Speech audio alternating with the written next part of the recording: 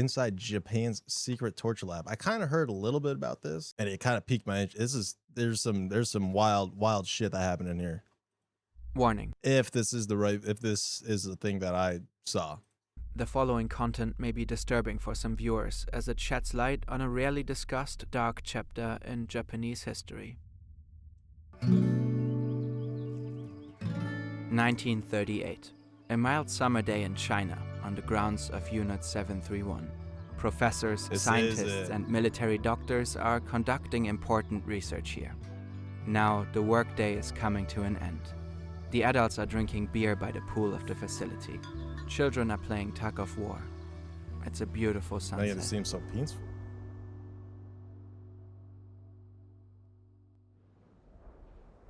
The people next door in the barracks are unaware of this. For them, there is no end to the day. No yesterday, today, or tomorrow. They don't know if it's day or night. They know only one thing. A cruel death awaits.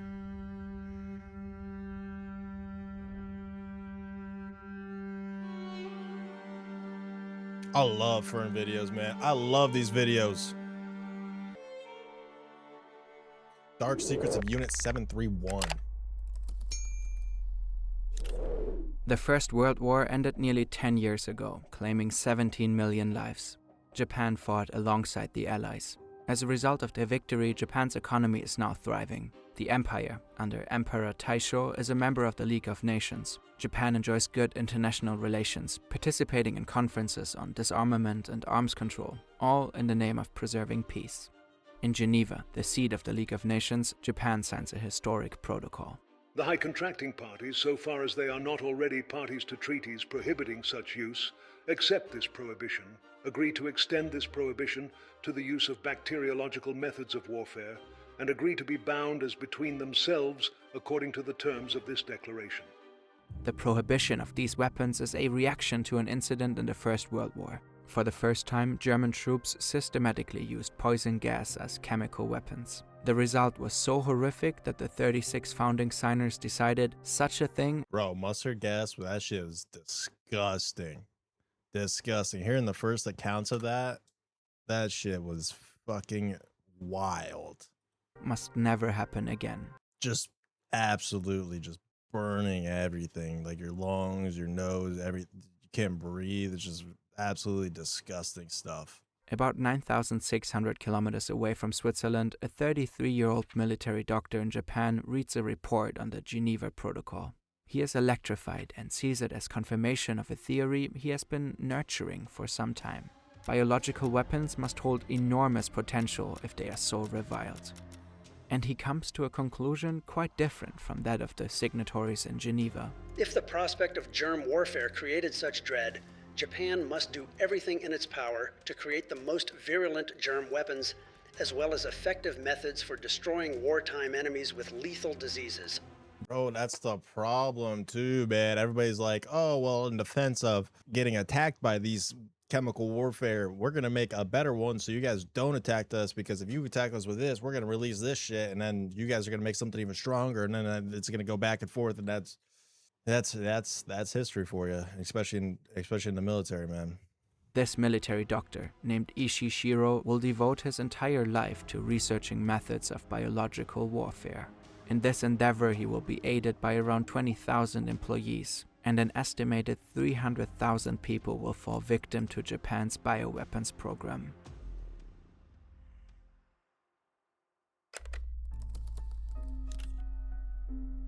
Ishii is regarded as very intelligent, if not even a genius. At the same time, he is described as ruthless, extremely arrogant, and ambitious. Someone who would stop at nothing to advance his career. When he pitches his idea to the military leadership, his ultra-nationalist stance becomes evident. What if enemy states attack us with biological weapons? Then we would be helpless. And we can take advantage of new weapons technology offensively. What if we face a shortage of iron and steel during an economic crisis? We can kill two birds with one stone. Biological warfare saves money and resources while creating an invaluable killing potential. In 1928, Ishii, likely on behalf of the army, embarks on a 2-year world tour. He aims to collect research findings on biological warfare. When he returns to Japan in 1930, the political landscape in the country has changed. Under So even Japan's like government was behind this. I figured it was just gonna be a lone man on a mission. I figured they were gonna reject his ass and be like, dude, you're fucked in the head. But no, they were all for it, I guess. They even did a whole little world tour. the new Emperor Hirohito, ultra-right politicians are in power. Japan's economy has been severely hit by the global economic crisis. In these circumstances, Ishii's ambitions find fertile ground. He wants to create an entirely new institution, the Institute for Epidemic Prevention. Once again, he pitches A fancy name for I'm gonna make a weapon to kill as many people as possible. his idea to the War Ministry, claiming that other countries are secretly developing biological weapons too. That's what he supposedly discovered during his world tour. Now the War Minister himself becomes interested in That's what he discovered during his world tour. Okay. Ishii's research. The government provides him with How would he discover that though? How would he know if it was such a secretive thing that other countries were making weapons? How would he just know that just by going on a tour? necessary resources. They revived Japan's chemical warfare unit, a remnant from World War I. In 1932, Ishii's institute begins its work.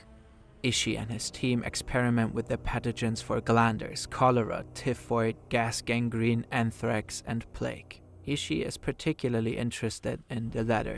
A weaponized plague? Oh. To him, the plague is one of the most dangerous potential bacterial weapons. During his travels, he studied the effects of the plague in Europe from the 14th to the 17th century. The institute's name conceals the second part of Ishii's research. There are two types of bacteriological warfare research, A and B. A is assault research, and B is defense research. Vaccine research is of the B type, and this can be done in Japan. However, A-type research can be done abroad.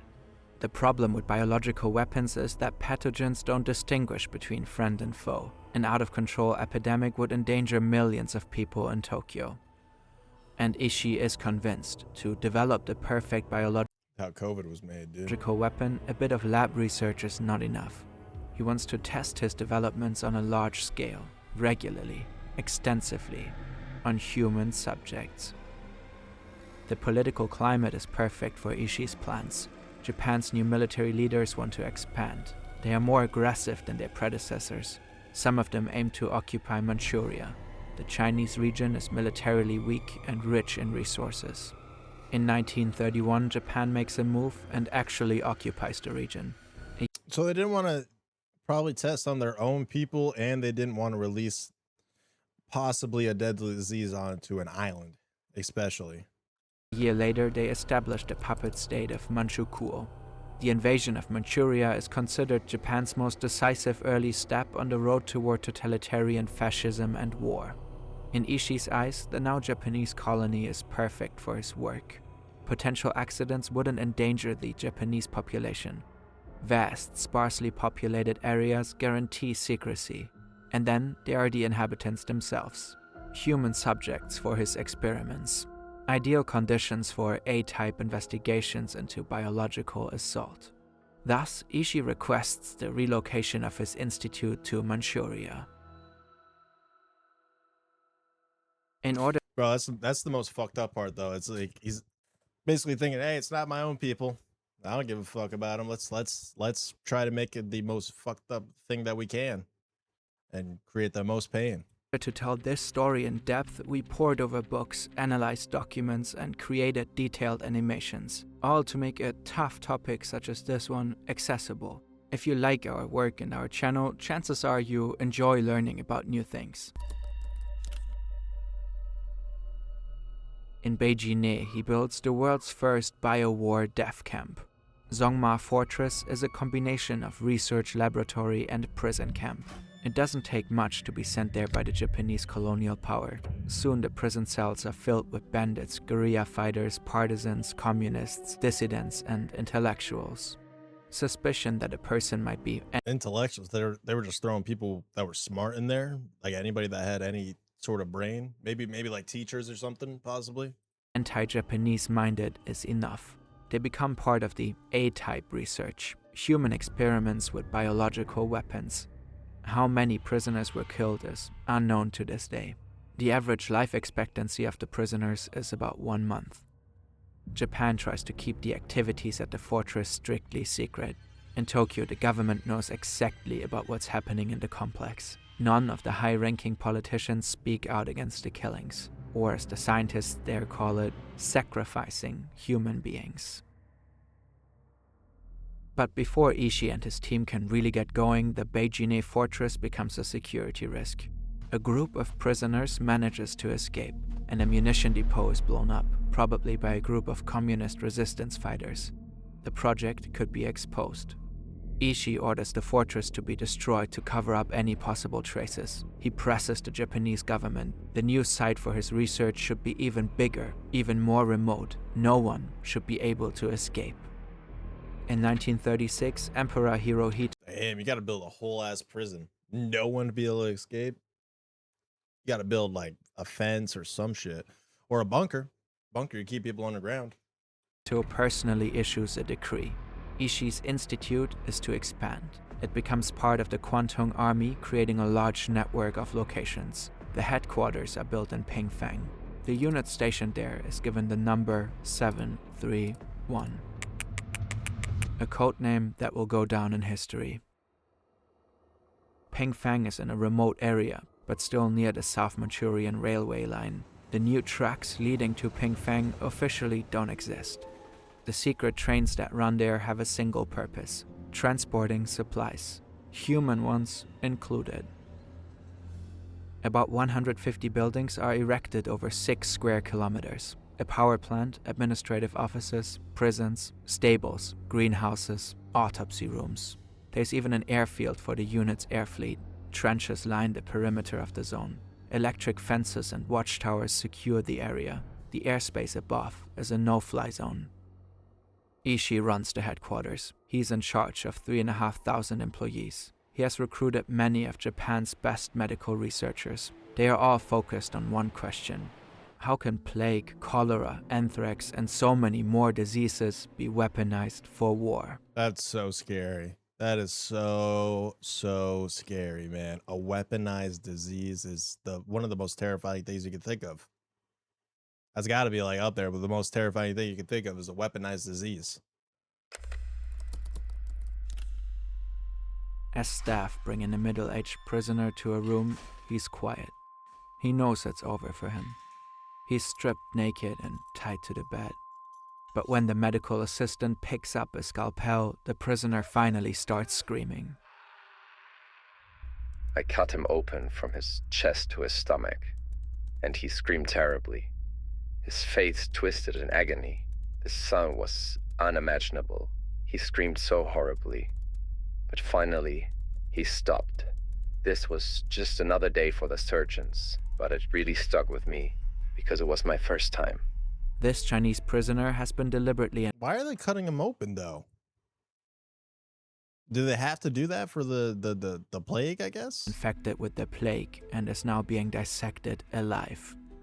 Oh, he's already been infected. Now he's being dissected. Okay. The researchers want to see how the plague ravages his internal organs. Well, why do you have to be alive for that? Why do you have to be alive to be dissected, dude? Why put him out of his misery before then? What? Anesthesia isn't used as it could interfere with the results.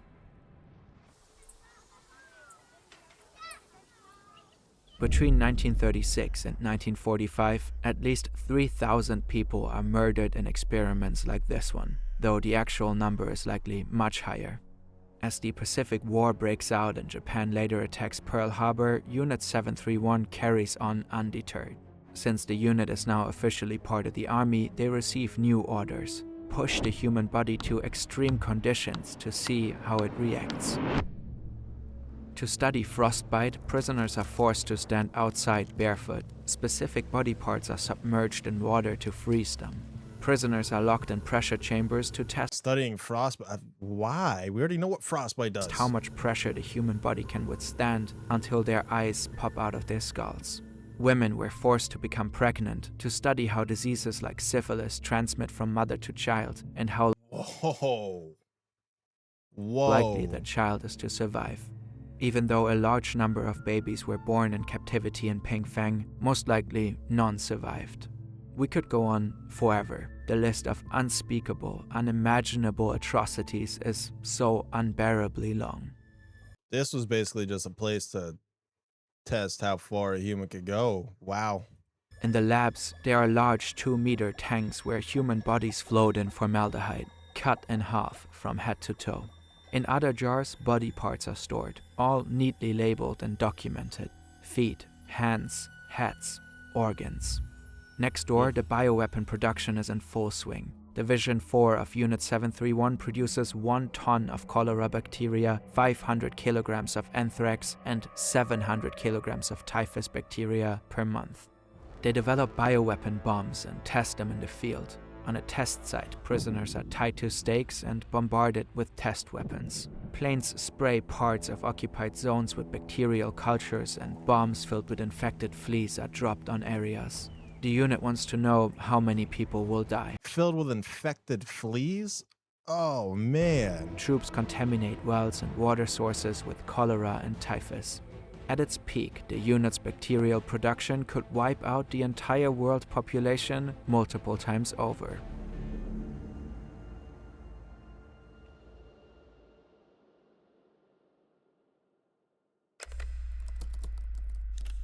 So they were successful. Did they ever use it though? I've never heard of them using anything like this.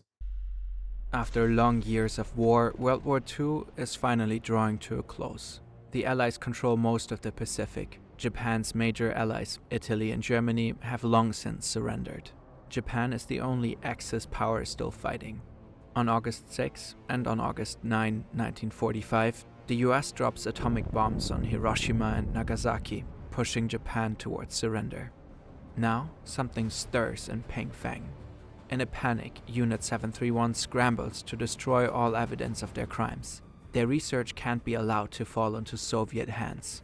They gas the remaining prisoners and shoot the forced laborers. The remains of bodies are thrown into a nearby river. On August 10, 1945, 5 days before Japan's surrender, the unit blows up all its buildings. Infected test animals are released into the wild, causing major epidemics in the region. Around 30,000 people die as a result. Whoa. Ishii takes the most crucial records with him. He and other senior officials fly back to Japan in comfort. The rest of the staff travels in 15 freight trains, then disappears. They leave behind 2 million biological weapons in Manchuria. Similar scenes play out at other sites of Ishii's 2 million biological weapons? Yeah, so we don't even know like the worst that they've made. What? institute. Overall, at least 580,000 people died due to Japan's bioweapons research.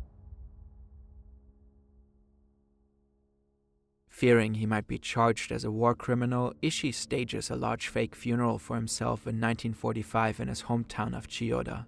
But the ruse fails. In February 1946, he is found by the US Army. The Americans already know about Japan's bioweapons research center. The Cold War is already looming.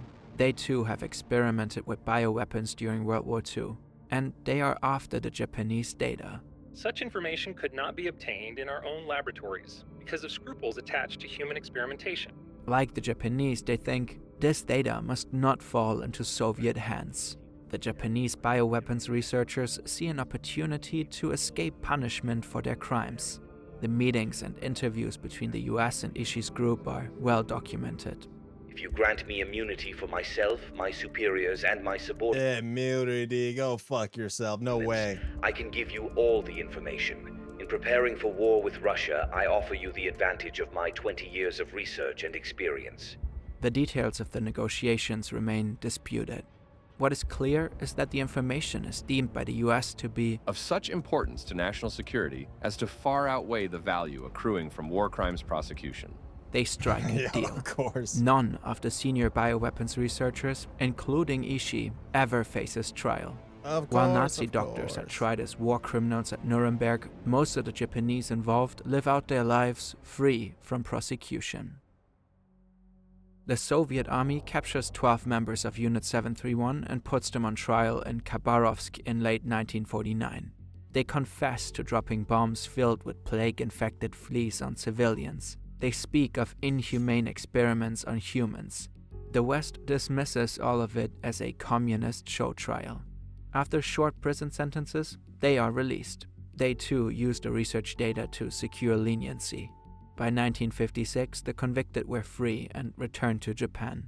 Many of the leading bioweapons researchers lived quietly in Japan in the following decades. The war criminals who have dissected living bodies rose to positions of power. The governor of Tokyo, the head of Japan's biggest pharmaceutical company, the president of the Japan Medical Association, and other major offices. That's so wild. They were able to just walk away scot-free pretty much. And now they're living great fucking they were living great lives. There's overwhelming evidence that the Japanese government knew about the atrocities. Yet, it wasn't until August 2002 that the Tokyo District Court finally ruled that Japan had engaged in biological warfare. Its main purpose was to research, develop, and produce biological weapons. In order to do this, prisoners from the Chinese resistance forces were used as the subjects for experiments. But no compensation was awarded. In 2018, the Japanese National Archives released a list of the 3,607 members of Unit 731. Ishii didn't live to see it. He died of throat cancer in 1959. Before his death, he regularly attended reunions of his former unit. Almost every year, former members gather. Some still deny to this day that they ever participated in human experiments. That is absolutely crazy. That is absolutely crazy.